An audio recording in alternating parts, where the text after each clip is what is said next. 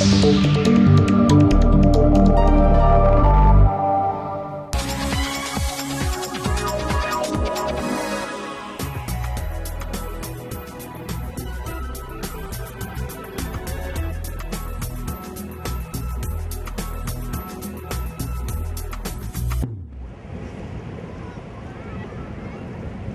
North Sea resort of St. Peter-Ording is home to a 12-kilometer-long beach, which is in places up to 2 kilometers wide. During the summer months, it's visited by up to 35,000 people a day. There are few better spots for sporting activities requiring a strong wind. St. Peter-Ording is famous for its buildings on stilts. On the terraces, guests can enjoy excellent regional cuisine and a lounge atmosphere with a view of the sea and beach. St. Peter-Ording still has 78 shrimp and fish boats. They provide the region with its favorite specialty, North Sea shrimps. At the Zeekiste restaurant, they're peeled by hand. Every 2 or 3 days, depending on how the ships come in, we get deliveries of shrimp. They're freshly caught and without preservatives. We peel them and serve them as soon as possible to our guests. The absolute classic is Irish-stage shrimp bread, which is shrimp with fried eggs.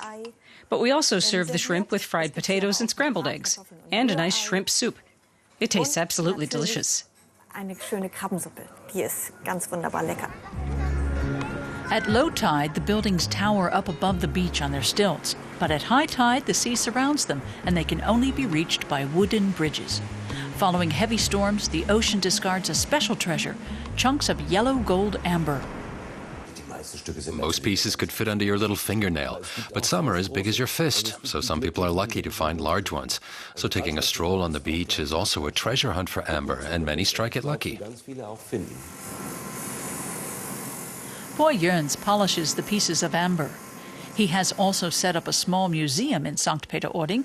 Here, visitors learn how amber develops and what can be made from it, jewelry and much more. And you can also learn how to polish amber yourself. The courses for children are especially popular. These stones are 56 million years old, and they've waited all this time for you to polish them. More than 10,000 children come here every year to take part in these courses and receive a self-polished charm as a souvenir.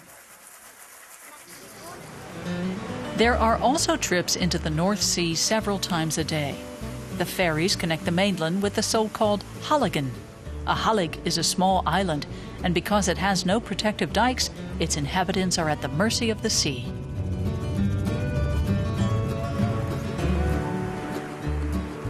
Hooge is the second largest and best known of all 10 halligen. Local residents always welcome visitors.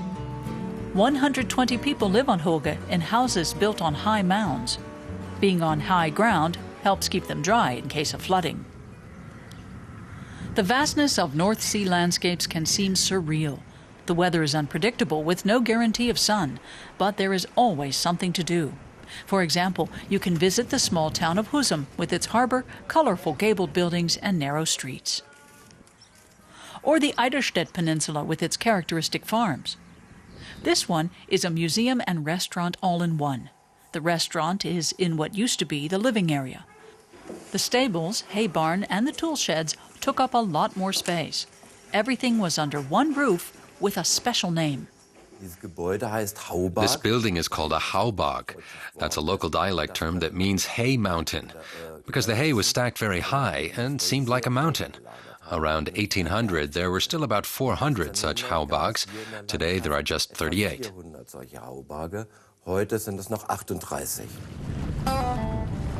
The tides have always dictated life on the North Sea coast. When the ocean recedes every 6 hours, it reveals the mudflats. Many visitors enjoy nothing better than wandering around barefoot and observing life in the tide pools. Covering more than 4,400 square kilometers, the Wattenmeer mudflats in northern Germany make up the largest natural preserve anywhere between Sicily and the North Cape.